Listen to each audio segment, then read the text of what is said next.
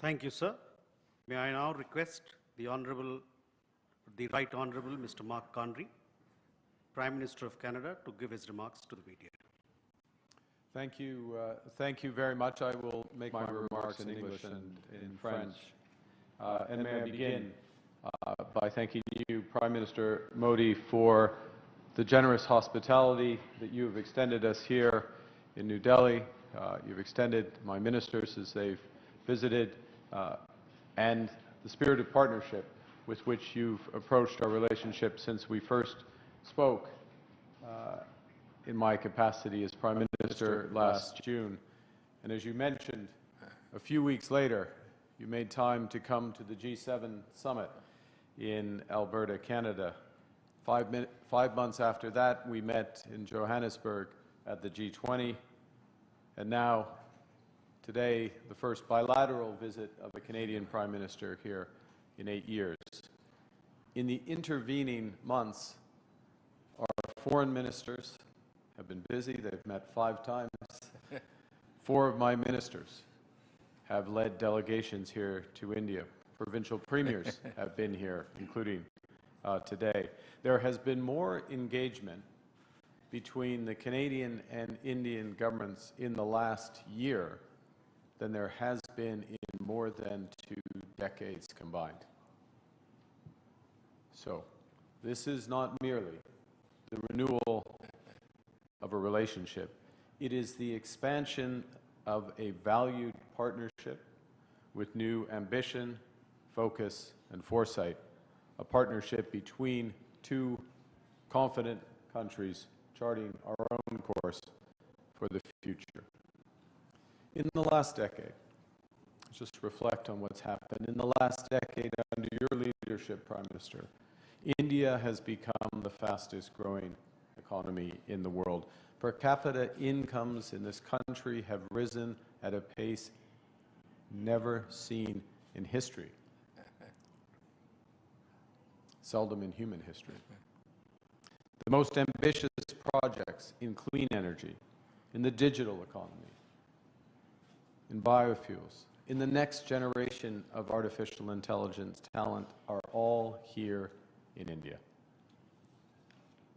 Prime Minister, Canada shares such ambition and your sense of purpose. Comme l'Inde, le Canada voit un monde en profonde transformation. Comme l'Inde, nous savons que les certitudes qui ont structuré le commerce, la sécurité, la finance et la diplomatie pendant plus d'une génération ont été renversées. Et comme l'Inde, nous reconnaissons que le système multilatéral sur lequel nos 2 pays ont longtemps compté est mal adapté aux défis de notre temps. We both know that nostalgia is not a strategy, and that those who succeed in this new era will be those with the confidence, the ambition, and most importantly, the partnerships to build a more inclusive, sustainable, and prosperous future for all our citizens. And I believe the prescription for success in this new era is well exemplified by the theme of your G20 presidency in 2023, which I had the honor of attending. That theme, of course, One Earth, One Family, One Future. Because the challenges of our age cannot be solved by one country alone. And only by building on the principles of One Earth, One Family, One Future can we forge the partnership worthy of our countries.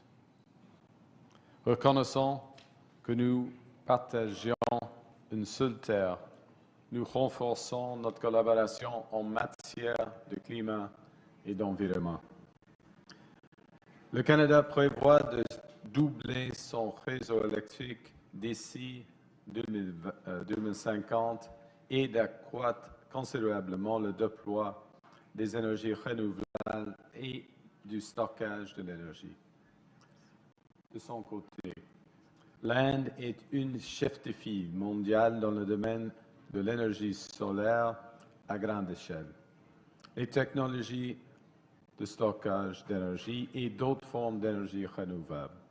C'est pourquoi le Canada et l'Inde tiendront cette année un sommet sur les énergies renouvelables réunissant l'industrie, les investisseurs et les décideurs publics afin d'élargir et de diversifier le commerce des technologies propres. Et nous bâtissons à partir de maintenant un partenariat énergétique pour un avenir plus durable. India is a country whose demand growth for energy is projected to double by 2040.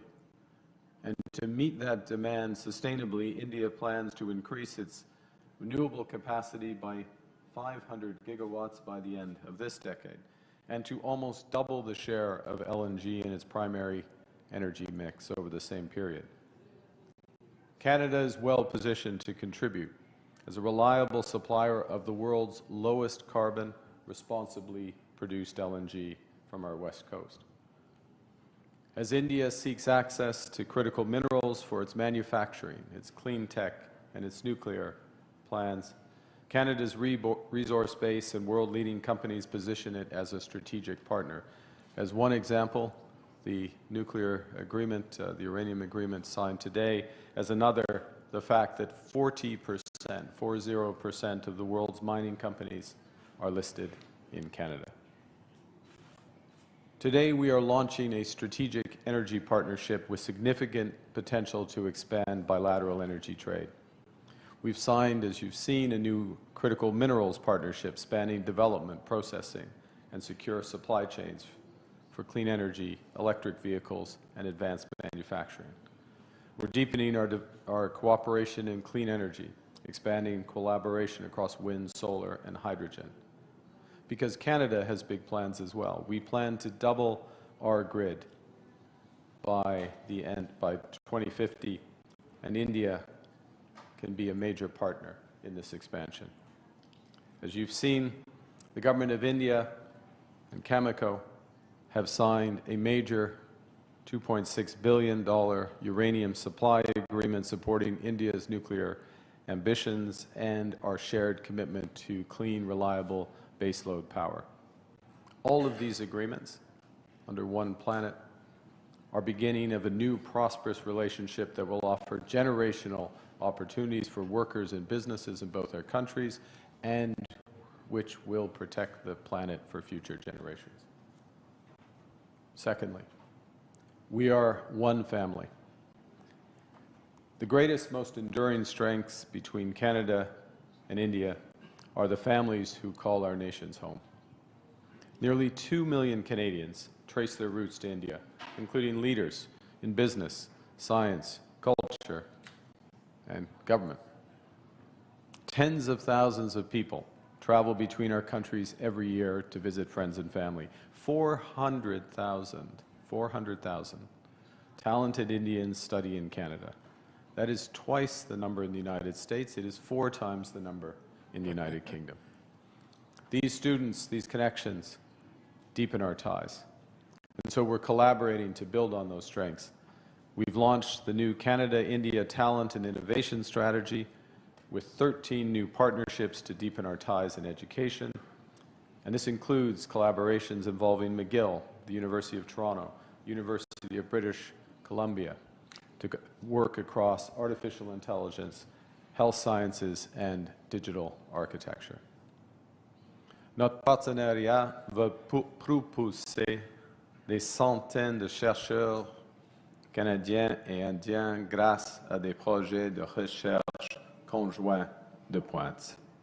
Nous lançons de nouvelles bourses et de nouveaux programmes de fellowship pour l'Indo-Pacifique afin d'accroître la mobilité universitaire et de former la prochaine génération de talents. Over the longer horizon, the Prime Minister mentioned a moment ago the $100 billion of investments already in India by our pension funds. Those pension funds have $2 trillion in capital. There are already some of the largest foreign investors here, potential for significant growth, particularly given the scale of the infrastructure build in this country. And thirdly, we share one future. That's why we're forging deeper ties in frontier technologies from AI to space. At the G20, India and Canada signed a landmark trilateral partnership with with Australia on AI and critical minerals. And we've already identified key sectors such as digital infrastructure, semiconductors, electronics manufacturing, and high-performance computing. With the agreements today, we're going to expand our collaboration between the Canadian Space Agency and the Indian Space Research Organization on Earth observation, on climate monitoring, on generating the data that powers agriculture, disaster response, climate resilience across the Indo-Pacific. And our partnerships will be reinforced by the strong foundations we are building in trade and defense. We're advancing towards a Canada-India Comprehensive Economic Partnership Agreement with the aim to conclude by the end of this year. This ambitious agreement will reduce barriers, increase certainty, unlock opportunity for exporters, investors, and workers in both our countries with the aim to double trade by the end of this decade. And we're renewing defense and security cooperation through a new defense partnership, through maritime collaboration in the Indo-Pacific, through professional military exchange, and practical coordination and cooperation on our shared security interests. One of the things that has always struck me in Prime Minister Modi's stewardship of this country has, while India becomes a great power, the focus has remained on all households, ensuring that all households benefit from the progress. So give an example. The Ujjiwala scheme, which provides liquefied petroleum gas for tens of millions, actually hundreds of millions of rural and low-income households. Cleaner cooking fuels, reducing pollution, saving lives, and reducing costs. Or another example, and I speak under the control of the former Governor Das, I should say. It's always tough to give up being a governor, isn't it, Governor? But the revolution in digital payments to provide income support, crop insurance payments directly to individuals, but the spillover benefits are enormous. And part of our agreements is to explore an ability to cooperate further so that Canada benefits from this innovation. The bigger point is that our partnerships from energy to AI share this spirit so that Canada and India can harness technologies, deliver equally transformative benefits to hundreds of millions of people. Now, to close, we're charting a future of one Earth, one family, one planet, or one future. And I was reminded as I was coming here, as Swami Vivekananda, of course, one of the greatest philosophers. And more than a century ago, I hadn't realized this until I read it, but he, in his travels, spent time in both Vancouver and Winnipeg. And in his travels and his texts, he personified this maxim: arise, awake, and stop not till the goal is reached. With this partnership, we will advance, we will not stop until the goals of Viksit Bharat 2047 and Canada Strong are reached. It moves us forward, it builds our prosperity, it builds for all, and it builds for a better world. Thank you very much for your listening.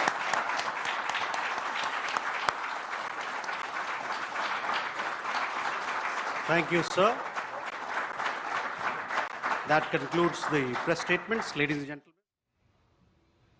तो Hyderabad house से आप देख रहे थे सीधा प्रसारण। आपको बता दें कि भारत और कनाडा के मध्य आज कई महत्वपूर्ण एमओयू हस्ताक्षर हुए हैं और एक्सचेंज हुए हैं, और उसके बाद में भारत के प्रधानमंत्री का, जैसा कि हमने आपको शुरू में बताया कि मिशन दक्षिण पर प्रधानमंत्री मौजूद हैं, और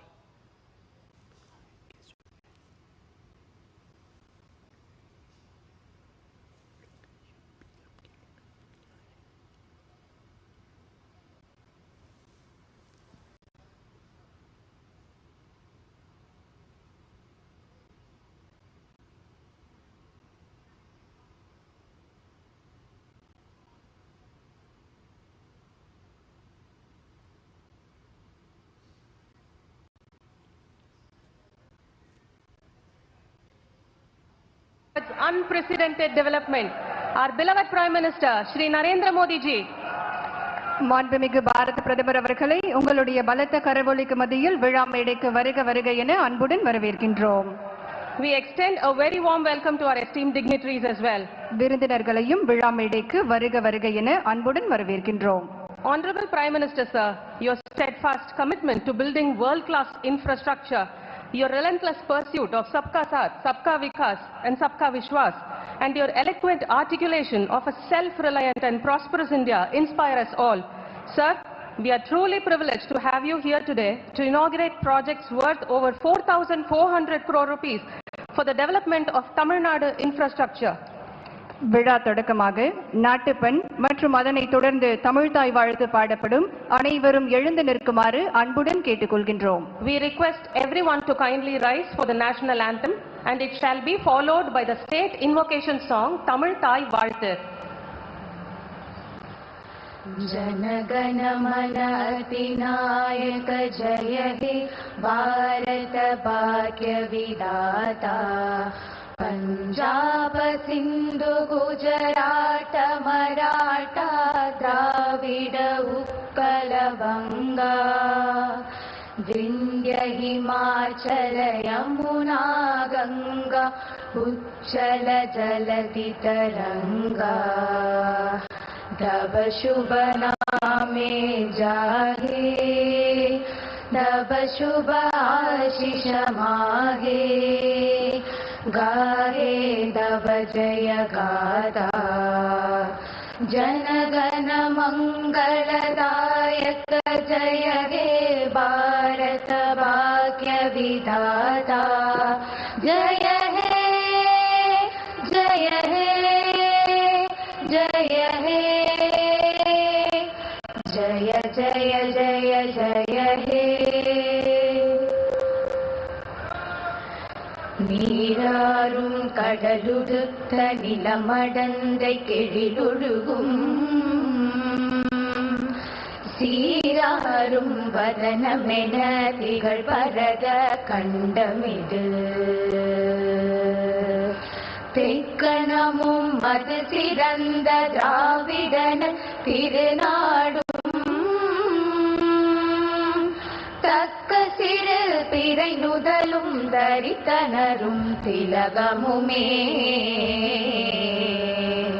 அத்திலக வாசனை போல் அனைத்துலகும் இன்பமுற எத்திசையும் புகழ் மணக்க இருந்த பெரும் தமிழனங்கே தமிழனங்கே உன் சீதிலமை திறம் வியந்து செயல் மறந்து வாழ்த்துதுமே வாழ்த்துதுமே வாழ்த்துதுமே. இப்போது மாண்புமிகு பாரத பிரதமர் அவர்களுக்கு மாண்புமிகு மத்திய தகவல் ஒலிபரப்புத்துறை இணை அமைச்சர் அவர்கள் பொன்னாடை வழங்கி நினைவு பரிசு வழங்கி மரியாதை செய்வார்கள். We request the Honorable Minister of State, Information and Broadcasting, Dr. L. Murugan ji, to present a traditional shawl and memento to our Honorable Prime Minister. With profound reverence and immense pleasure, we extend our heartfelt gesture. The commemorative memento, specially crafted, represents our gratitude.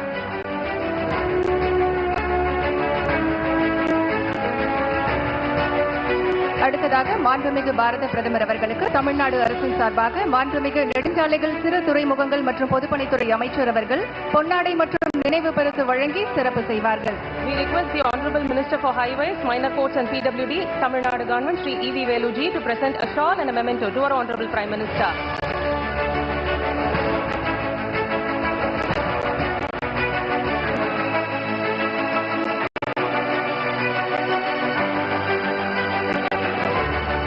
நன்றி ஐயா.